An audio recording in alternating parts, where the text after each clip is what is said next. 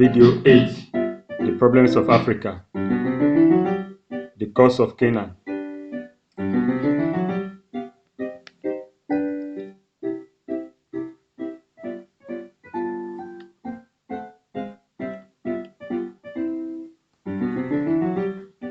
And the sons of Noah that went forth from the ark were Shem, Ham, and Japheth. And Ham is the father of Canaan. These are the sons of Noah, and of them was the whole earth overspread. And Noah began to be a husbandman, and he planted a vineyard, and he drank of the wine, and was drunk, and he was uncovered within his tent. And Ham, the father of Canaan, saw the nakedness of his father, and told his brethren the two without. And Shem and Japheth took a garment, and covered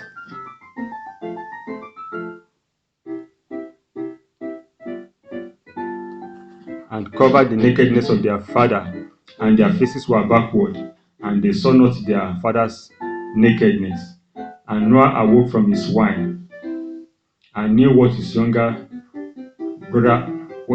son had done unto him. And he said, Cursed be Canaan, a servant of servants shall he be unto his brethren. And he said, Blessed be the Lord God of Shem, and Canaan shall be his servant.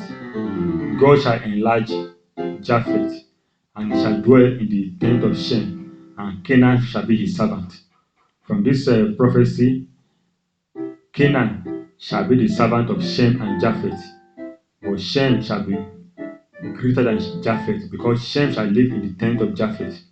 We don't know why he caused Canaan. And Noah lived after the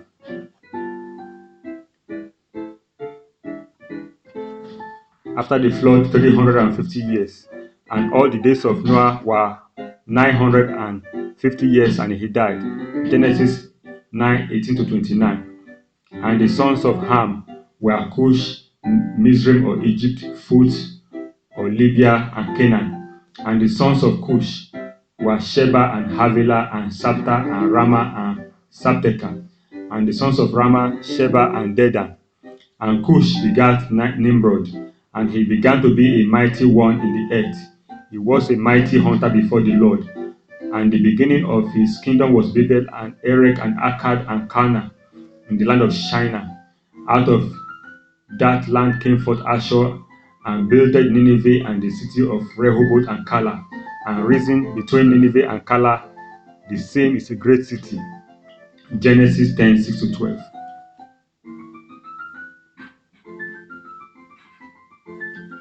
And Canaan begat Sidon his firstborn, and Heth, and the Jebusites, and the Amorites, and the Girgashites, and the Hivites, and the Arkites, and the Sinites, and the Arvadites, and the Zemarites, and the Hamathites.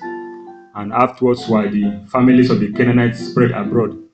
And the borders of the Canaanites were from Sidon, as thou goest unto Gerar, unto Gaza, as thou goest unto Sodom and Gomorrah, and Admah, and Zeboim, even unto Lasha. These are the sons of Ham, after their families, after their tongues, in their countries, and in their nations. Genesis 10:6-20. And I read another passage. And a river went out of Eden to water the garden, and from thence it was parted, and became into 4 heads. The name of the first is Pison. That is it which compassed the whole of Havilah.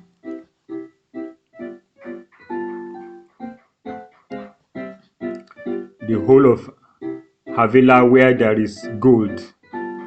It compasses the whole of Havilah where there is gold, and the gold of that land is good. There is bdellium and the onyx stone.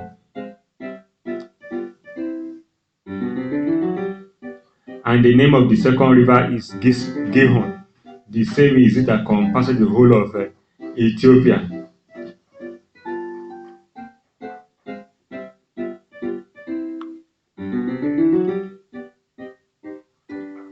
And the name of the third river is Hiddekel. That is it which goeth towards the east of Assyria. And the fourth river is Euphrates. Genesis 2:10-14. The Bible stated in Genesis 10 that Cush was the father of Nimrod, who grew to be a mighty warrior in the earth. He was a mighty hunter before the Lord. That is why it is said, like Nimrod, a mighty hunter before the Lord. The first centers of his kingdom were Babel, Erech, Akkad, and Calneh in Shinar. From that land he went to Assyria.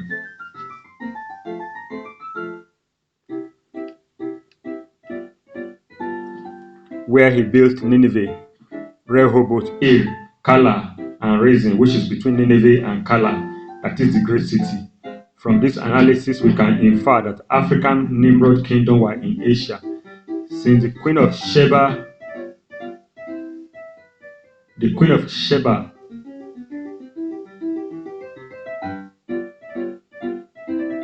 came with much gold.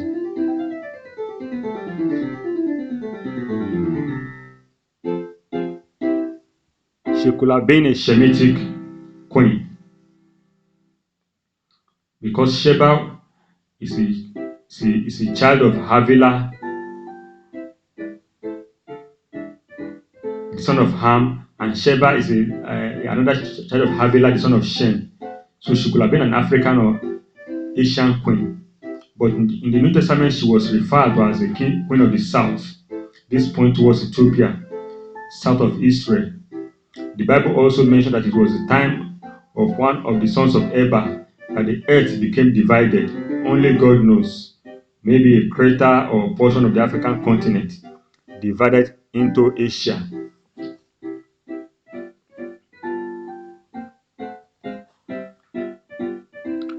Is that why we have African Sheba and Havilah and Asian Sheba and Havilah in Genesis 10?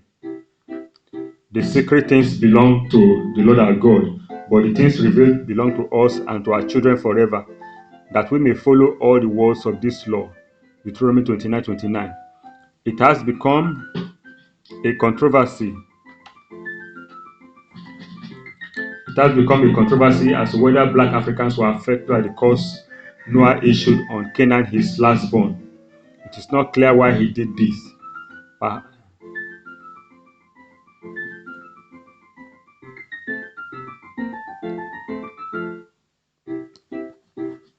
Nevertheless, Canaan represented the archetype or quintessence or standard of a sinful nation. Exodus 23, Deuteronomy 7, Leviticus 18, and Revelation 11.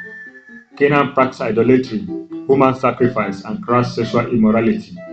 Ham was the progenitor of the African race, and Canaan, Egypt, and Ethiopia have received curses at various times, and this we believe had serious effects or impacts on the African race. Canaan specifically was caused to be a servant to the European Japhetic and the Asian Shemitic races.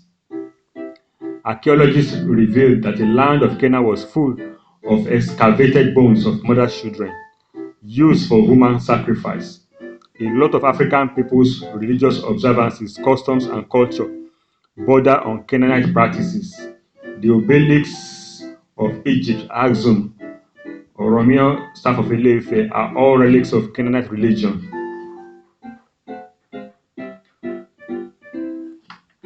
Some Yoruba tribes in Nigeria also claim that they settled in their current location after the Ifa couples instructed them to install their family mystical staff there. The Bible mentioned Canaanite altars.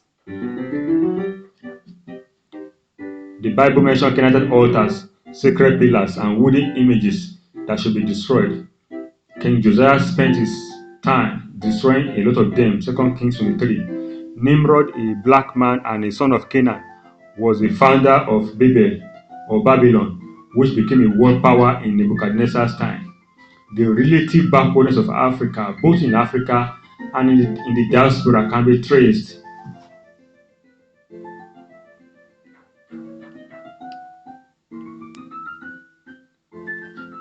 to their voodoos, jujus, sorcery, and witchcraft, sexual immorality, licentiousness, and female dancing half naked, like in South Africa, Lesotho, Botswana,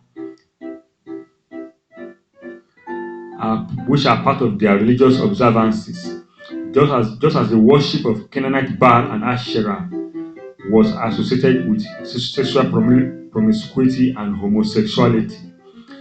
God forbade the Israelites to inherit any Canaanite property as their cursed people. The disobedience of Achan led to disastrous consequences.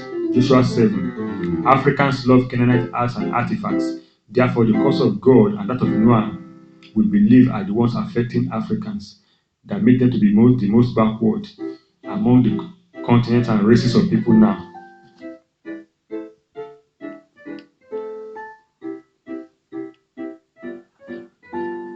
Africans and Indians are the greatest practitioners of traditional religions in the world, followed by other Asians.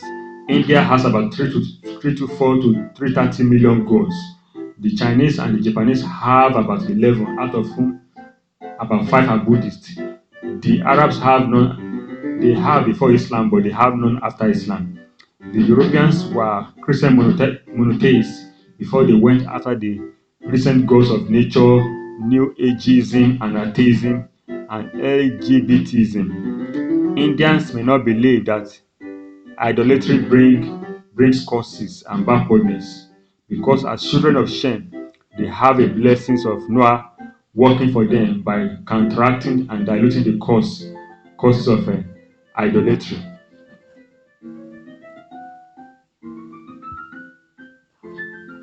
Also, this explains why Europeans, Chinese, and other people are doing better than Africans, even if the cause of Canaan does not affect.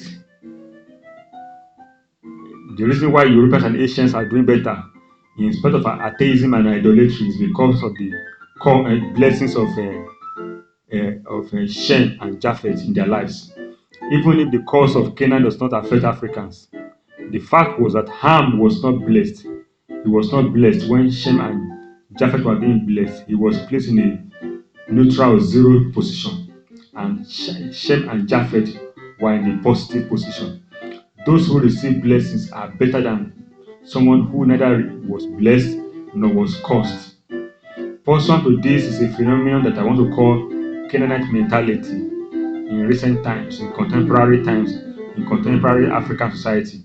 This is the groveling, slavish demeanor of African chiefs, kings, politicians, presidents, prime ministers,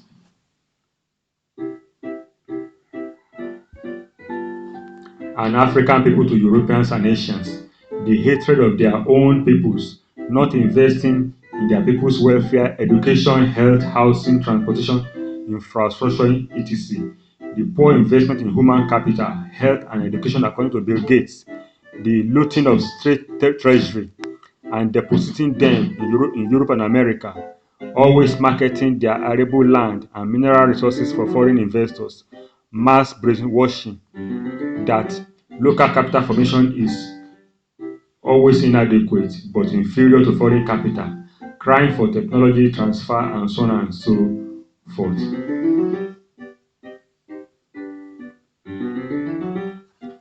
In Africa, government officials count it as an achievement to be found looking for foreign investors all over the world, attending international economic seminars and forums, hobnobbing with foreign institutions to promote schemes that offer their own citizens scanty participation, and commissioning projects that are used to siphon public funds. Foreign engineers are patronized while local ones are abandoned. Because of the blessings of Japheth and Shem, zero blessing on Ham, and the curse of Canaan, African needs the curse of Canaan, Egypt, and Ethiopia. Africa needs a scriptural, spiritual counterforce that will place them on the same pedestal or level, or a higher one than that of the Europeans and Asians.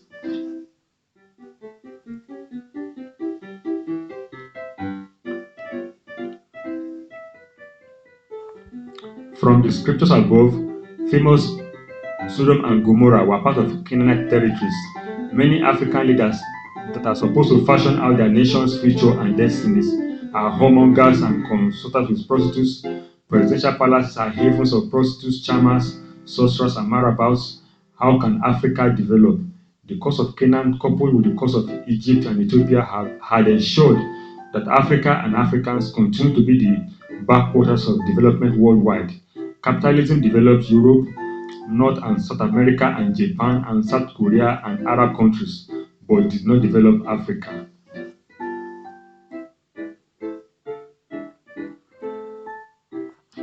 Socialism developed Soviet Union, East Germany, China, North Korea, Gaddafi's Libya, Saddam Hussein, Iraq, but did not develop Mengistu's Ethiopia, Nyerere Tanzania, Dos Santos Angola, and Joash Kim Chissano Mozambique. Or sorry, maybe Samora Machel Mozambique. Christianity developed Europe, and from there missionaries were sent all over the world. Ethiopia that received Christianity before Europe is still poor, similarly to other African nations. Ethiopian Christianity did not evangelize Africa and the world. Fascism, to a large extent, developed Napoleonic France, Hitler's Germany, Stalin's Russia, Mussolini's Italy, Mao's China. But fascism did not develop African nations. It brought about despotic presidents like Idi Amin, Obote, and so on, Nkurunziza, Mobutu. Islam developed African countries. Islam developed Arab countries and Iran, and all the stand countries like Pakistan and so on, Turkmenistan and so on, but had not developed Sudan, Somalia, Senegal, Chad, Gambia, Niger, Northern Cameroon, and Northern Nigeria. Idol worship had not hindered the industrialization of India and China, but have hindered the development of Haiti and African nations to the extent that they are being called shithole nations by President Donald Trump of America. The spiritual cause must be the underlying reason for these phenomena.